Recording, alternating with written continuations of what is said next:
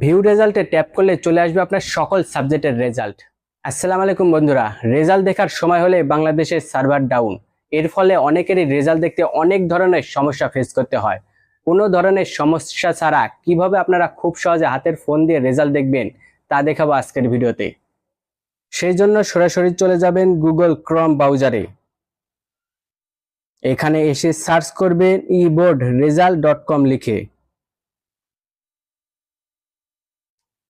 তারপর আপনাদের সামনে এমন একটা ইন্টারফেস চলে আসবে। এখান থেকে প্রথমে নেম অফ বোর্ডে আপনার বোর্ডের নাম সিলেক্ট করবেন। তারপর নেম অফ এক্সামিনেশনে এসএসসি নাকি এইচএসসি কি পরীক্ষার রেজাল্ট দেখতে চাচ্ছেন তা সিলেক্ট করে দিবেন। ইয়ার অফ এক্সামিনেশনে কত সালের রেজাল্ট দেখতে চাচ্ছেন তা সিলেক্ট করবেন। এখানে আপনারা এই বছরে 2026 সিলেক্ট করবেন। আমার কাছে একটি রোল এবং রেজিস্ট্রেশন আছে যেটার পরীক্ষা হয়েছে 2023 সালে, আমি জাস্ট 2023 সিলেক্ট করলাম। তারপর টাইপ অফ রেজাল্টে আপনি ইন্ডিভিজুয়াল সিলেক্ট করবেন। এখানে শুধুমাত্র আপনার নিজের রেজাল্ট দেখতে এটি সিলেক্ট করতে হবে।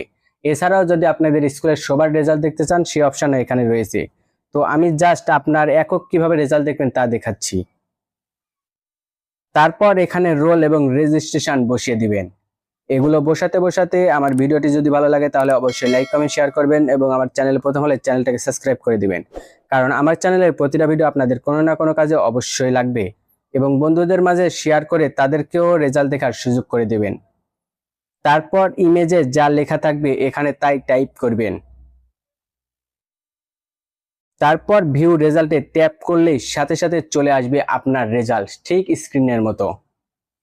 আবার প্রিন্টে এসে এখান থেকে মার্কশিটটাকে প্রিন্ট করেও নিতে পারবেন। তো আজকের ভিডিও এই পর্যন্ত, আবার দেখা হবে পরবর্তী কোনো ভিডিওতে। সে পর্যন্ত সবাই ভালো থাকবেন, সুস্থ থাকবেন। আল্লাহ হাফেজ।